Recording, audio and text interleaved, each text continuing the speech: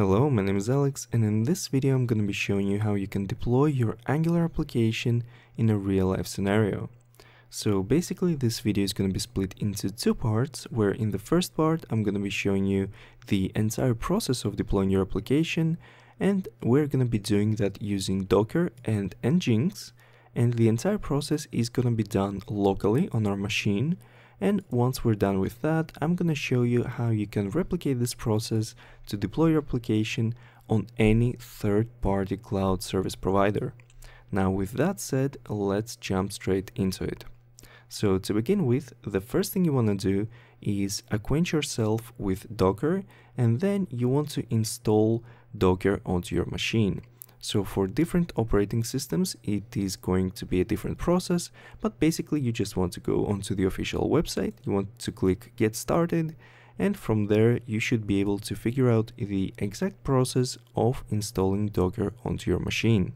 Now, with that said, we're also gonna need Nginx, but you don't need to download or install anything, as everything will be done through code.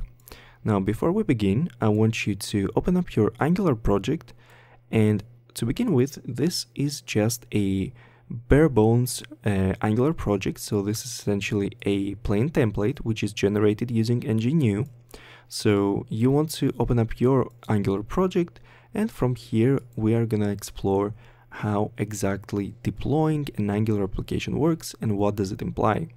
So first of all, deploying an Angular application or deploying any web application simply means setting up a server which is going to be serving the files of that application to the user.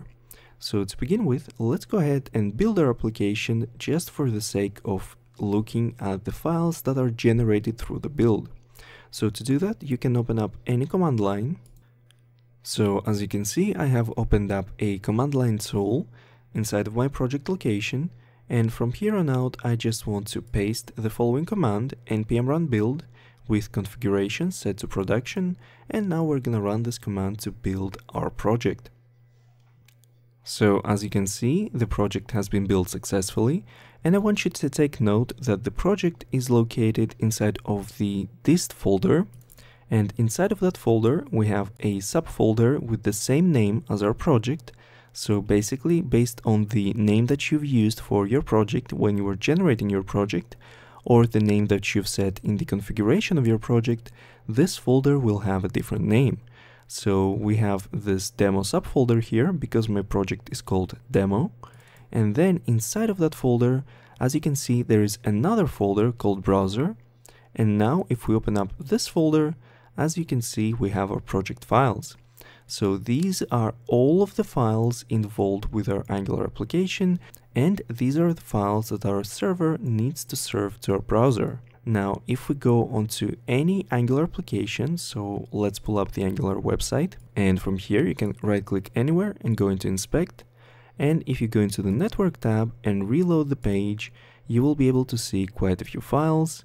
And as you can see, we have files such as main.js and polyfills.js, and these are the files that are being served from a remote server. So these are these files. They are being sent from a remote server to our browser, to our client. So this is exactly what we want to do. We want to place these files into a specific directory, and then Nginx will take care of serving these files for us. So with that said, hopefully you understand what our goal is. And with that said, we can go back into our folder, and from here we can go back, and then we can delete the dist folder since we don't really need the actual build. So let's just go ahead and delete this folder. And with that said, now we can move on to the configuration of our Docker container and Nginx server. Now, if you're not familiar with Docker in general, I do recommend you watch a tutorial on how Docker works. And specifically, you need to have an understanding of how Docker images and Docker containers work before we proceed. Although it is quite optional, it will make things much more clear for you. Now, having that said, even if you don't watch any tutorials on Docker, you should be able to follow along with this tutorial. So basically, what you want to do here is create two new files. The first one you want to call Dockerfile, and the second one should be called nginx.conf. Now, the Docker file here does not have any extensions, and it should start with a capital D. The naming here is very important.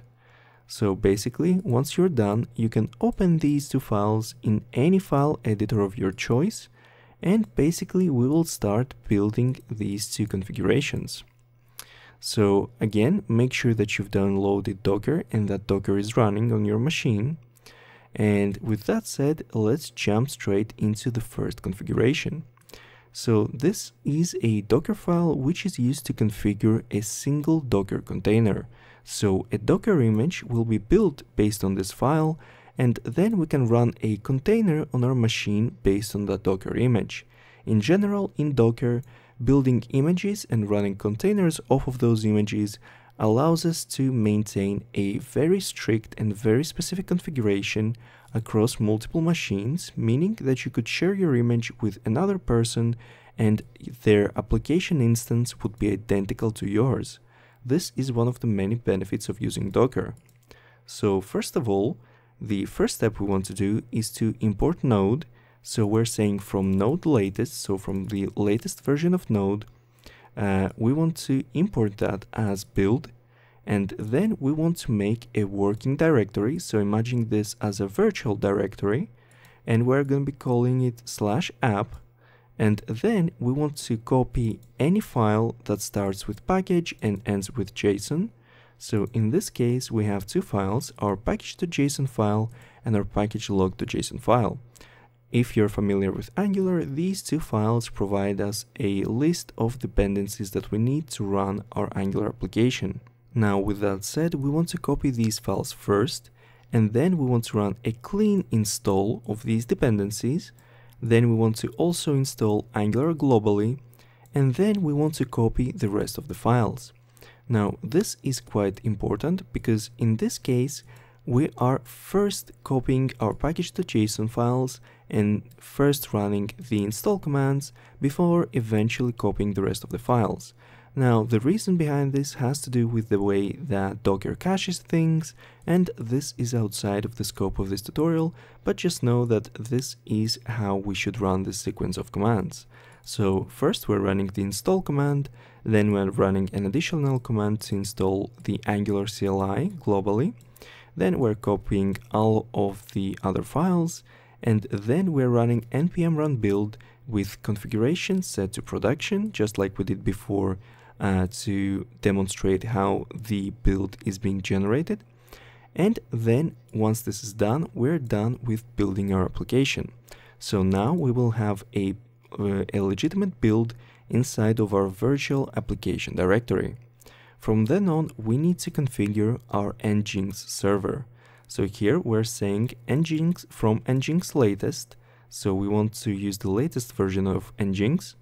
And then we are gonna say copy nginx.conf, which is this file, which is located in the same directory. So we're saying that we're copying this file into the following directory on our Docker container.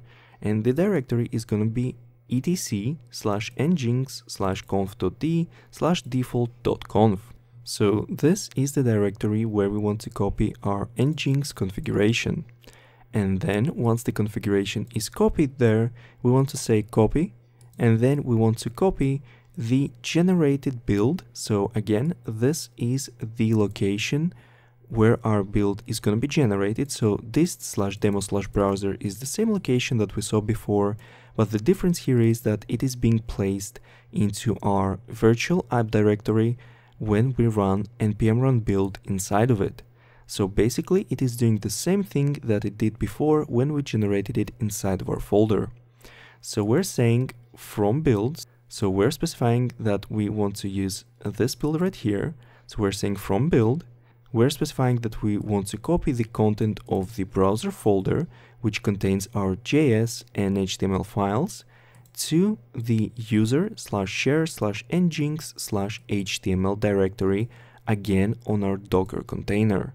So once the container is going to start running, these files are going to be copied into these directories. So these directories, which I'm highlighting, will be located in the file system of our Docker container. And then we're simply exposing port 80 since this is the port that the application is going to be running on. But to be honest, this is a somewhat redundant line, but let's just leave it here for now. So next up, we need to look at the Nginx configuration, and in here things are quite simpler. So we're surrounding this set of parameters with a set of curly brackets, and we're denoting it as our server configuration. And in here we're saying that Nginx runs on port 80, so it listens to port 80. And then the server name is going to be localhost. Then the root of the application is going to be this directory, which we're also using here. So we're placing our files from our build into this directory. So we're going to be serving our files from the root directory. And this is important. Once you visit localhost 8080, which we're going to take a look at in a second, you're going to be served those exact files in your root directory. Having that said, then we're saying that the index file is index.html, and this part right here is very important since it allows you to successfully serve your Angular application without any potential issues. So just make sure to include this part, as it will take care of potential routing issues with Angular. Now, having that said, let's move back to our Docker file, and now we need to find a way to run this file. So to begin with, let's go ahead and let's open up this folder back up, and again we want to open a new terminal. So in this case, we are still in our demo directory here, and what we want to do is we want to run this command. So we want to say docker build, and then we want to add a name to our image. So let's go in here, and I'm gonna just zoom in a little bit. And in here, as you can see, I'm saying docker and then build, and then I'm providing the name of the image that I want to create, and I'm saying that I want to use the files inside of the local directory. So with that, I can just press enter, and this will initiate my build. And as you can see, the image has been successfully built. So you can go into your Docker client, and in here, in the images section, you can see your image. Now, all you need to do is run the image. So obviously you can do it through the UI, but in our case, we're gonna be doing it from the command line terminal. So what you want to do is run this command right here. So let's go ahead and copy this command, and let's paste it into the terminal. So basically here we're saying docker.run, and then we are detaching the container that is going to be run from this terminal. So we don't want our container to be associated with this terminal, so we're going to be detaching it, and then we're specifying the port, and then we're saying that for the internal port of the container being 80, we want to map that port to an external port of 8080. Meaning that if you go to your browser and type localhost 8080, that will point to the port 80 inside of the container. And since our application is running on port 80, so it's listening to port 80, we need to make sure that once we access our application on any port which we specify here, it's going to point to the port 80 of our application container. So having that said, afterwards you just specify the name of your image. So in this case, my image is called demo node.js, and now we can just press enter. And as you can see, if you get an output like this, it means that everything runs correctly. And now we can go into our Docker client, and in here in our containers section, we can see that our application is running successfully. So let's go ahead and pull up our application. And as you can see, everything runs perfectly. So we're accessing the application on localhost 8080, but in truth, we're connecting to the internal port 80 of our Docker container. Now, if you go back into your container, so you can just click on it, and in here, you can see the actual logs of your application. And if you go into files, we can go into user, and then we can go into shared. And from here, we can just scroll down and we should be able to find Nginx. And from here, there is an HTML folder. And as you can see, these are the exact files which we saw when we built our application previously. So all we're doing is basically placing our build into this folder. So this command simply places our build from our virtual app directory, which we specified here, into this specific folder. And then in our Nginx configuration, we're saying that this folder is our root folder, so we're serving the contents of this folder with our index file being index.html, and I think everything comes together nicely. So hopefully you understand how everything works by now. Everything is very simple. We're simply placing files on a server, and then we're letting Nginx serve those files to us. And with that said, we can move on to the second part of this video, which is doing the exact same thing, but in a commercial environment. To deploy our application in a commercial environment, we will need to use a third-party cloud service provider.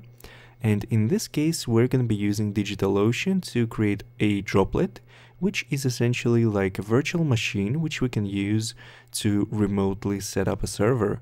Now, obviously, you can use any other third-party service provider, but in this case, we're going to be using Digitalocean in the scope of this video. And again, the goal is to set up a simple server, install Docker on that server, and then repeat the process we did locally. Now, I will be leaving a link in the description, and you can sign up using that link, and you will receive, I think, something like $200 worth of credits onto your account, and that will be more than enough to run your own droplets for quite a while. So having that said, let's go ahead and log into our account. Now, once you log into your account, you will be able to see a menu on the side here. Here you can create quite a few things, but we're interested in droplets. And in this case, you can just also click on spin up a droplet right here. And this will bring you into this screen where you can select a server location. And in this case, I'm located in Europe, so I'm just gonna click on Frankfurt. And then down here, we can select the operating system, we can select the version, and then there are quite a few plans. Again, you will have enough free credits to run all of these, and in fact, even having $7 will be enough to run an instance for a month. Now, what we want to do is to go to Marketplace, and here you can find many presets like WordPress, we can find OpenVPN, we can find quite a few pre-made configurations here, and we're interested in Docker, so we're gonna click on this configuration, and if you can't see this, you can just simply search for Docker up here. So we're gonna click on Docker, and this will generate a droplet for us with Docker pre-installed, so we don't have to install anything. So basically, after you do that, we want to go into regular here, and we want to select the cheapest tier, which is $6 per month. So after having that selected, as you can see here, we have quite a few options, but all we want to do is essentially create a new SSH key so that we can connect with our droplet. Now to do that, we can click on new SSH key, and you will have to generate a new key on your machine. Now in this case, depending on your operating system, this may be different, but I'm going to demonstrate to you how you can do that on Windows. So open up a folder where you want to store your key. This can be pretty much any folder, but in this case I have a .ssh folder under my username here, and now I can open a command prompt, and from here we want to say ssh keygen, and we want to press enter, and now it wants a name for the key, and in this case I want it to be called Digitalocean, so let's just say ID RSA Digitalocean, and now we can press enter, and you can enter any passphrase you want, and then you need to repeat that, and then press enter again, and the key has been generated. Now I will be deleting the key after this video, so I'm gonna be showing you the actual key, at least the public key right here, so we can double click on that, and that will open up the public key, and we can save that, and then we can paste that in here. And in here I'm gonna specify that this is a tutorial key, and now I'm gonna press on add SSH key, and then you will be able to reuse this key. So in this case, I'm gonna click on select all to deselect both keys, and then I'm just gonna select this specific key. Now these are public keys again, so there is no problem in sharing them, but generally you shouldn't be sharing your keys online. So with that done, we can create our droplet. So simply click on create droplet, and now your droplet will take a while to be generated. So now the droplet is up and running, so we can click on the droplet. As you can see, here are the details, but we want to go into the droplet, so click on it again, and the droplet has been created, and you have a bunch of analytics and a bunch of data regarding the droplet. Now what we do care about is being able to connect to this droplet and potentially transfer files into the droplet, and to do so we will need to be able to SSH into the droplet. Now to do so we will need to use an additional tool to make our lives a bit easier, which is called MobaXterm. So let's go ahead and download that. So open up a new tab and type MobaXterm and then press enter, and from here you can go onto the official website and download the tool. Now this is a tool which works on Windows. I'm not sure if it works on different operating systems, but if you're using a different operating system, then you can use similar tools as well. So basically the goal here is to download the tool, and then once you open up the tool you will see an interface like that. So from here you want to double click on user sessions, you want to go to SSH, and in here we want to go back to our website, we want to copy the IPv4 address, and we will be using that as a remote host, and we will specify the username as root, and then we need to leave the port as is. We're going to go to advanced SSH settings, and we need to use a private key, so we're going to select that, select the private key. So here we have two keys, we need to select the private one, which is without an extension, and now we can click on OK, and hopefully this will connect. So it prompts us for our password, and this is the password we used when we created the key, and we can click on enter, and we've successfully connected to our server. Now on a side note, if you don't want to use a third-party tool, you can always manually SSH into your machine. Now the way to do that is to bring up a terminal just like before, and in this case what would you do is very simple. You would need to say SSH, and then you would need to say -i, and then you need to input the path to your key. So that would be the path to your private key, just like before, and then you want to add a space, and then you want to say root, and then your IP. Now, if you don't want to pass your private key like this every single time, you can also register your private key. Now, to do that on Windows, you need to press Windows and R, and in the pop-up that shows up, you need to type services.msc, and then you can press enter, and that will bring up this window. And down here, we want to go to the OpenSSH agent. So here we have the OpenSSH authentication agent.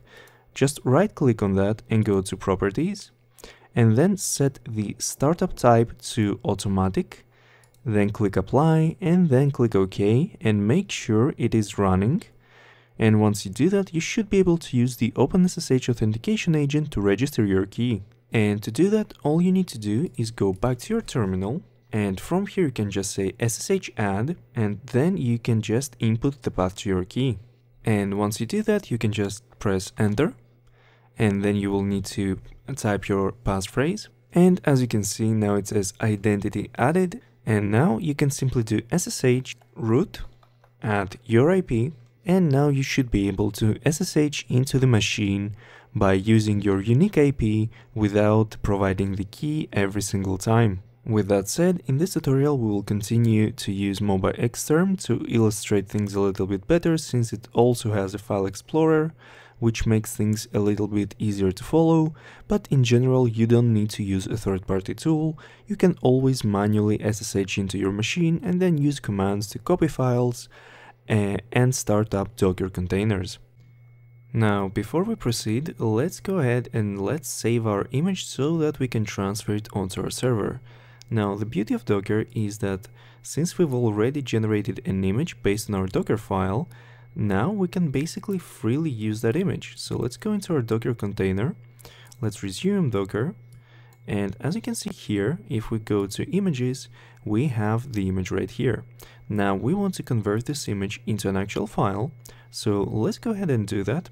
Let's go into any location. I'm just going to use our previous location as an example, but you can go into any location and then open up a terminal in that location And now we want to type the following command, which is docker save -o, and then we want to say demo node.js, which is the name of our image, .tar, which is the file that's going to be generated, and then we type the name of the image once again.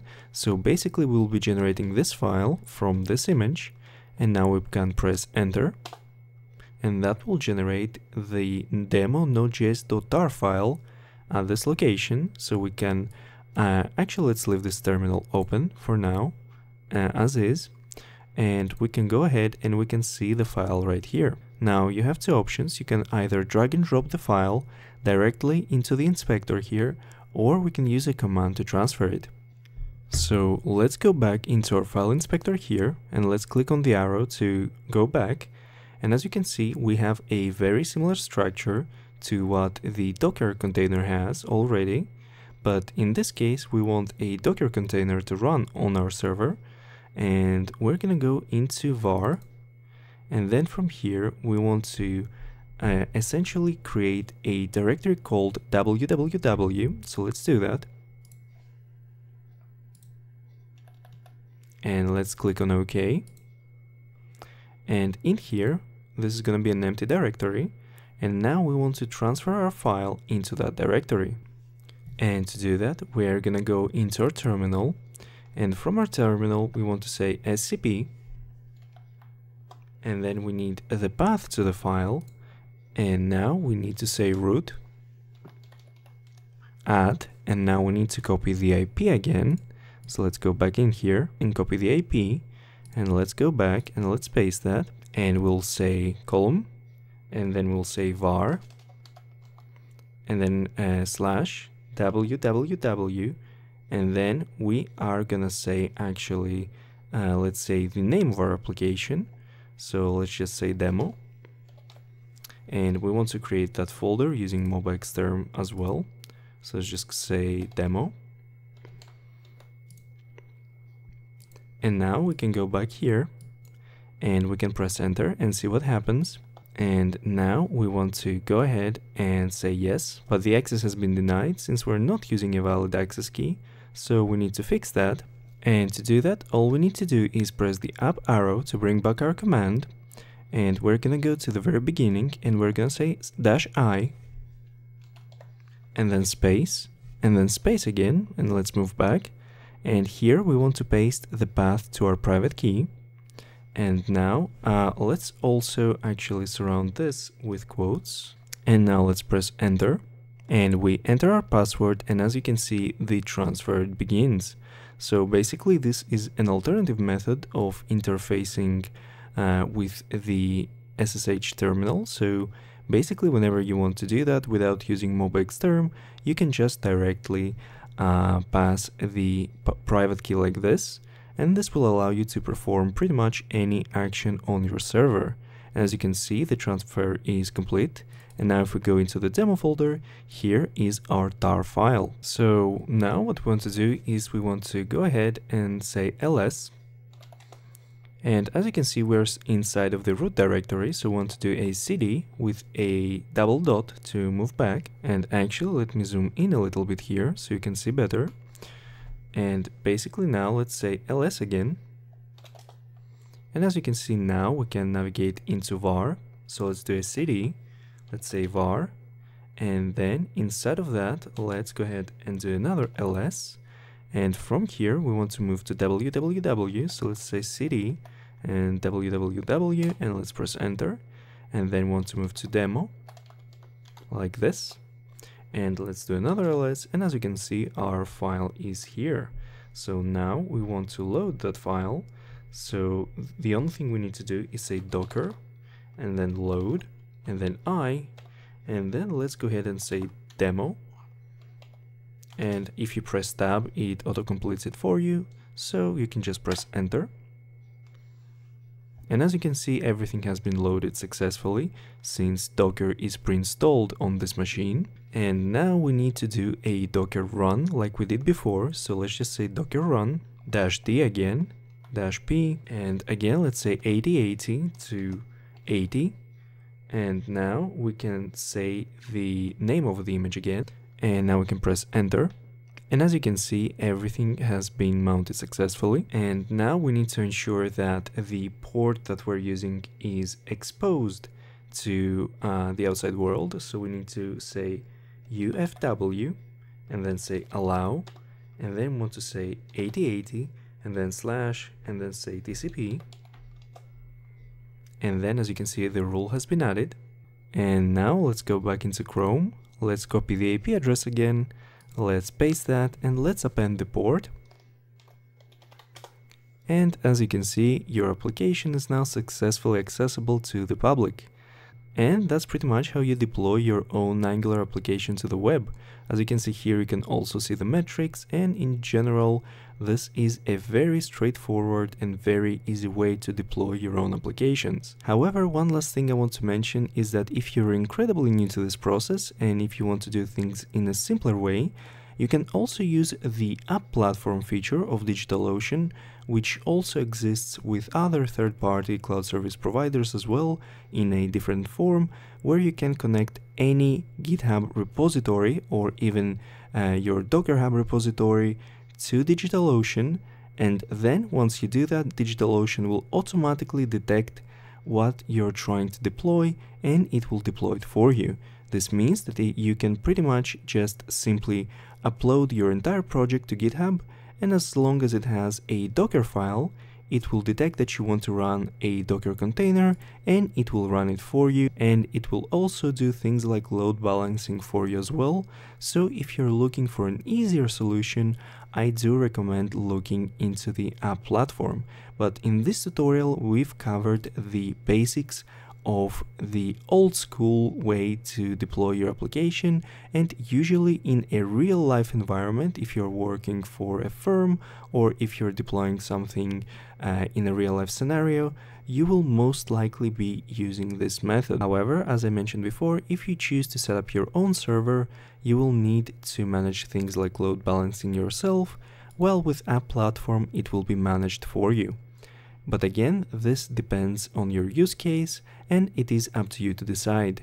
If you want a separate video on how to use the app platform, although it is very straightforward, I can make a separate video on that topic as well. And that's about it. So if you want more videos in the future, do let me know. You can also recommend topics for new videos in the comments below. I hope that this video helped you understand the process behind deploying an Angular or pretty much any other web application on the cloud. And with that said, I'll see you in the next one.